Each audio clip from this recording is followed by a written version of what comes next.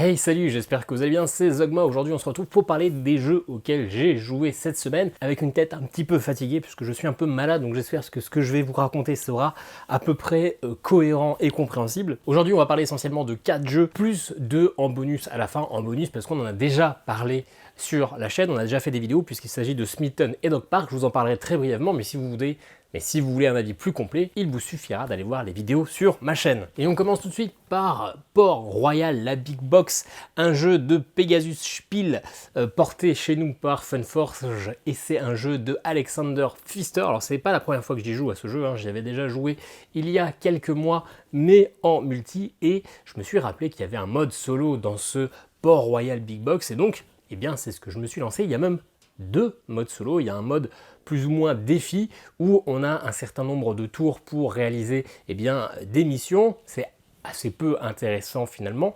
Et puis il y a un mode campagne scénarisé sur je crois 6 chapitres qui est loin d'être facile. Port Royal, pour ceux qui ne connaissent pas, c'est un stop ou encore dans l'univers d'un des pirates. Le but du jeu va être de tirer des cartes sur une rivière les unes après les autres, mais attention, si vous tirez 2 bateaux de la même couleur, eh bien vous explosez entre guillemets et vous ne récupérez aucune carte. Donc à vous de voir quand est-ce que vous arrêtez, sachant que si vous récupérez jusqu'à 3 bateaux de couleurs différentes, vous pourrez piocher qu'une carte. À partir du 4e bateau d'une autre couleur, c'est 2 cartes, jusqu'à 3 cartes, du coup, si vous avez 5 bateaux de couleurs différentes.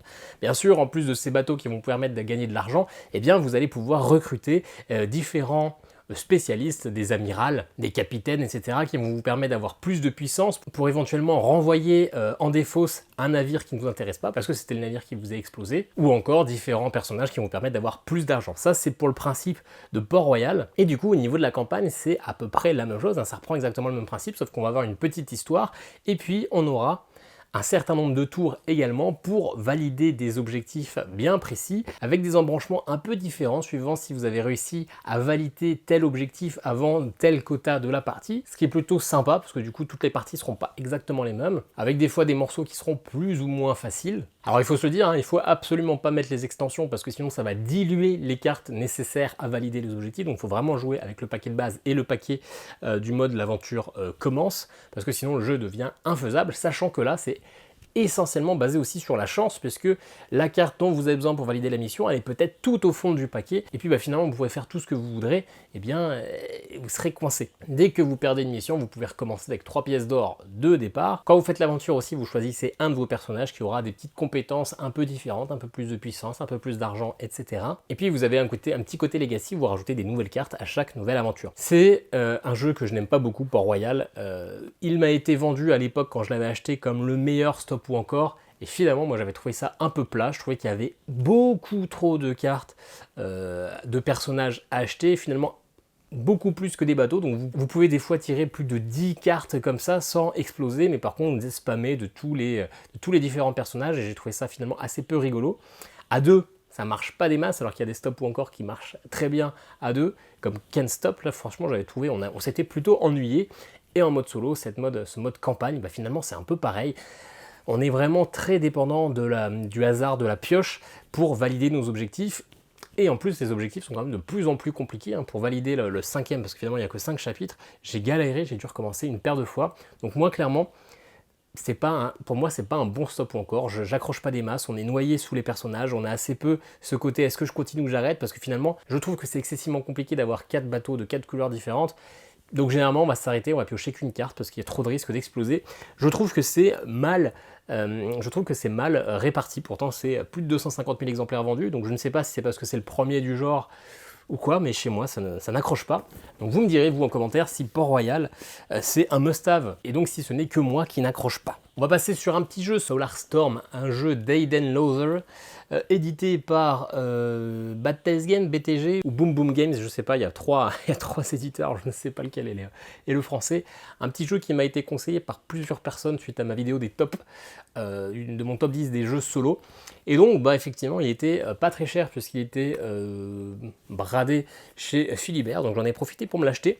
C'est un petit jeu coopératif, donc ça marche très bien en solo, et puis il y a même un mode une précision pour le mode solo. On est dans un vaisseau spatial qui est en train de prendre des dégâts suite à une tempête solaire, c'est le nom du jeu, et donc on va avoir un certain nombre de tours pour réparer toutes les pièces du bateau, pour détourner l'énergie vers le noyau central et réactiver ce noyau central pour se casser très loin de cette tempête. Pendant la partie, on va contrôler 3 meeples, 3 personnages qui vont avoir les mêmes compétences, 3 points d'action à chaque tour qui vont nous permettre de nous déplacer, d'aller sur les différentes salles, de dépenser des ressources qu'on aura en main pour réparer ces salles, ou détourner le noyau, ou activer les compétences des salles. Et ce qui est assez malin, c'est qu'on répartit les 8 salles de manière différente entre chaque partie. À chaque tour de jeu, eh bien, le vaisseau va s'abîmer, et en fait on a une pioche de cartes avec ses dégâts. Pour les premiers tours, on prendra un dégât sur une salle tirée aléatoirement, puis après on en prendra 2, puis après on en prendra 3. Quand on a évacué tout le paquet de cartes, eh bien on lance le dé, et ce sont les cartes du paquet de cartes ressources qui sont défaussées. Game over quand une salle a été détruite ou que le paquet de ressources a été totalement dézingué. C'est un petit jeu assez sympathique qui joue très bien en solo pour des parties d'à peu près 20 minutes, 25 minutes quand on est tout seul, où justement on va devoir essayer d'aller piocher des nouvelles ressources et essayer de gérer les dégâts de notre vaisseau et la réparation. Je pense que je vous en ferai une vidéo parce que ça s'y prête très bien et qu'en plus j'ai l'impression que je vous explique pas très bien le principe du jeu, mais encore une fois je suis un peu fatigué, je suis aussi un peu en sueur actuellement. Point positif, même si je ne l'ai pas encore utilisé, il y a une extension à l'intérieur qui rajoute, on a 8 types de bâtiments différents et donc on a une variante, un deuxième bâtiment pour chaque type, ce qui est pas mal parce que là pour l'instant j'ai fait que 4 ou 5 parties, mais je pense que sur le long terme on aura vite fait le tour parce que même si ces bâtiments sont répartis aléatoirement, on aura toujours un peu la même stratégie. Et bien là on a un set de bâtiments différents qu'on va pouvoir du coup mélanger et tirer aléatoirement, ce qui permet du coup de recréer une rejouabilité.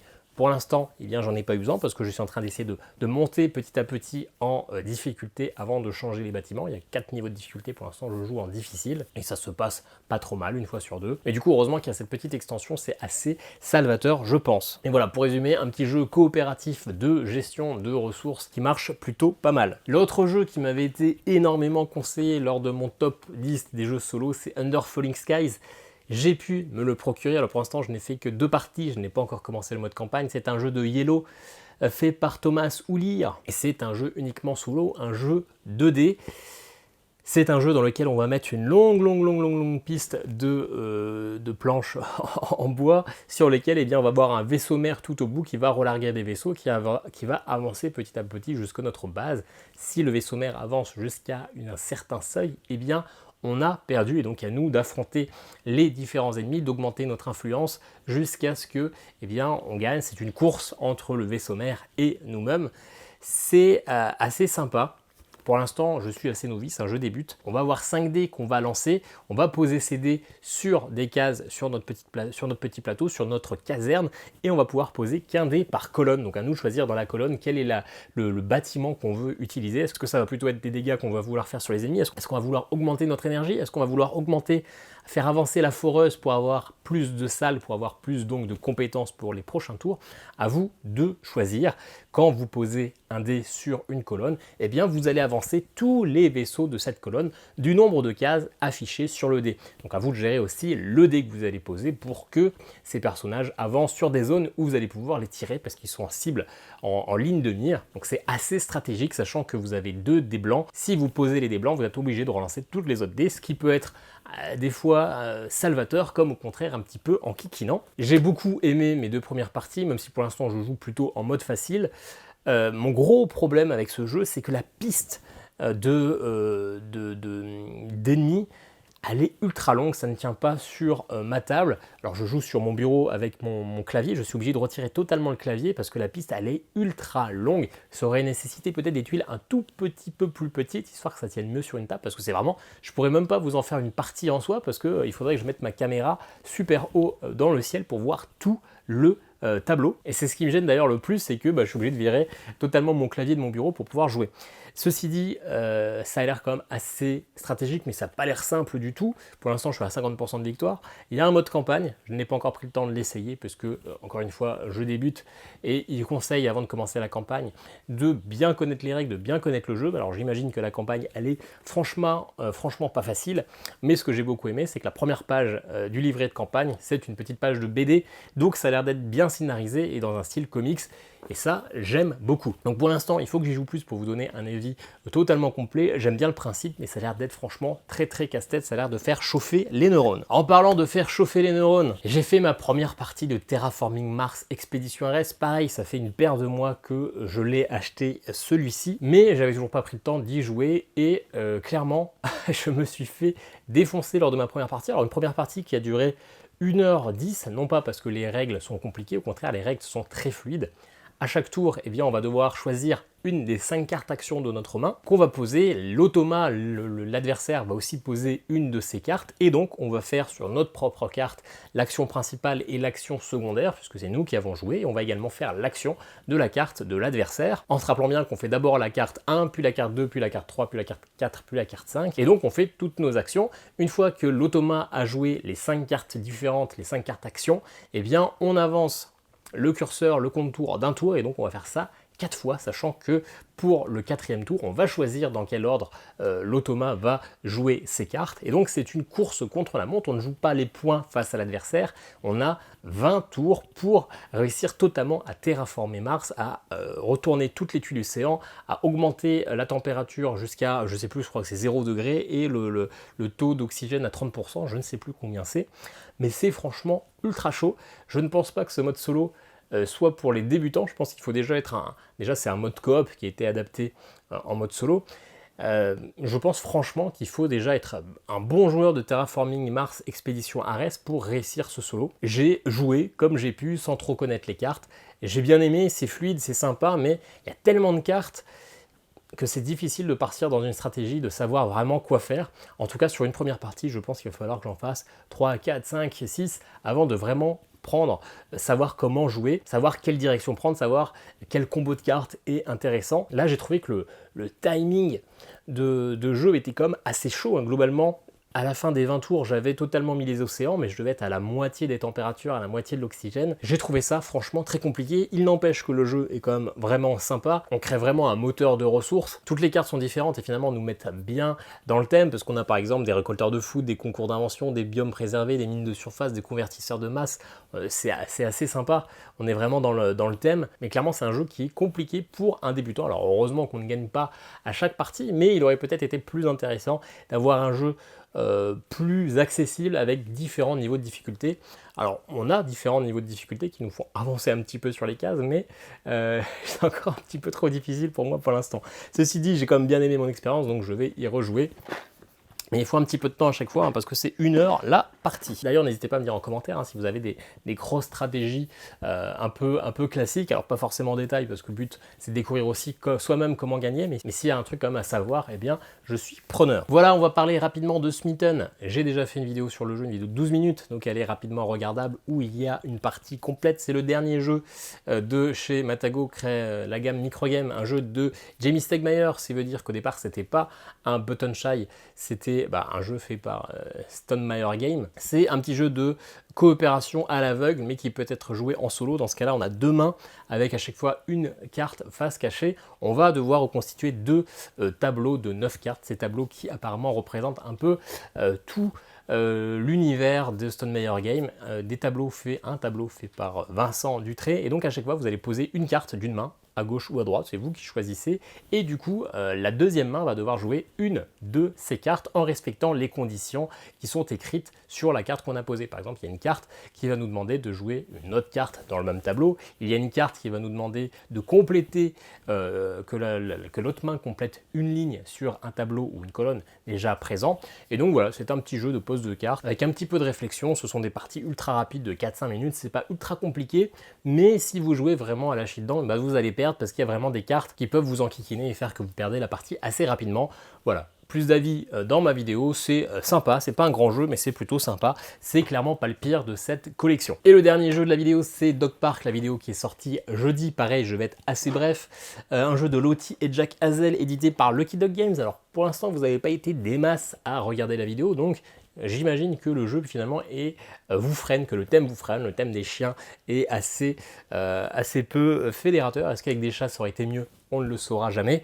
C'est une sorte de wingspan, c'est-à-dire que on va aussi récupérer des cartes chiens, avec aussi une petite description sur la race si vous voulez en apprendre plus, avec chacun des chiens aura une compétence. Les compétences comme gagner plus de ressources, ou marquer tel type de points en fin de partie, donc ça rappelle un peu Wingspan. Mais je trouve que le jeu est quand même beaucoup plus facile à prendre en main, parce que dans Wingspan, si vous n'avez pas les combos adéquats, et vous allez faire un petit score. En plus, vous avez un pavé de texte sous chaque carte à lire. Là, au moins, c'est assez clair. Il y a une belle iconographie. Il n'y a que 3 lignes. C'est ultra compréhensible. Plusieurs phases dans le jeu. Vous récupérez vos chiens en misant des points de victoire, des points de réputation. Vos points de réputation, ça sera donc vos points de victoire. Mais à chaque tour, pour récupérer un chien, vous allez miser entre 1 et 5 points de réputation. Vous jouez contre 2 automas qui eux aussi vont miser des points de réputation. Donc attention, est-ce que vous voulez absolument celui-là et donc vous misez gros et du coup ça s'en ressentira à la fin sur votre score final, ou est-ce que vous savez que personne ne le veut, donc vous misez petit, vous récupérez le chien. Ensuite, vous décidez les chiens que vous allez promener. Vous allez pouvoir promener jusqu'à 3 chiens par tour. Une fois qu'ils sont promenés, vous mettez une laisse, mais surtout vous dépensez les ressources écrites sur la carte pour les promener. Et ensuite, on est dans une phase assez chill où, un peu à la Tokaido, on va avancer nos personnages dans le parc de 1 à 4 cases et on va récupérer les ressources qui sont sur ces cases. Mais attention, le dernier à partir du parc aura une pénalité, va perdre un point de victoire.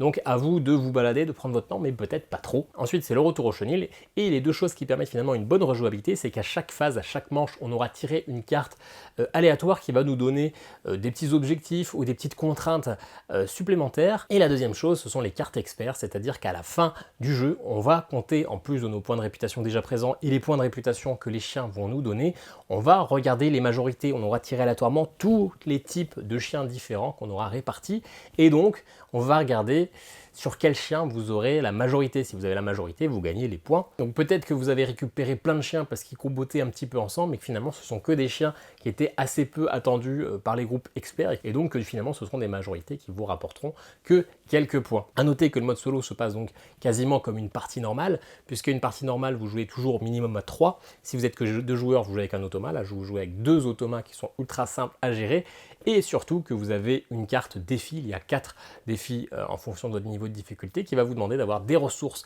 particulières, un nombre de chiens promenés et un certain nombre de majorités. Si vous avez validé vos conditions, et ben dans ce cas-là, vous pouvez compter vos points et vous donner une note globale. Moi, c'est un jeu que j'ai beaucoup aimé, assez grand public, assez accessible. Je trouve le design dans un premier temps moche, mais une fois que vous êtes sur le plateau, je trouve ça finalement très joli une fois tout mis ensemble. Franchement, un jeu que moi je trouve bien meilleur que Wingspan. Voilà, finalement, je n'ai pas été aussi rapide que ça, parce que c'est un jeu que j'aime bien et c'est un jeu quand même dont j'ai envie qu'on parle un peu plus. N'hésitez pas à me dire en commentaire ce que vous avez pensé de ces jeux, n'hésitez pas à me dire à quoi vous avez joué cette semaine, et puis nous on se retrouve très bientôt pour une nouvelle vidéo. Ciao ciao.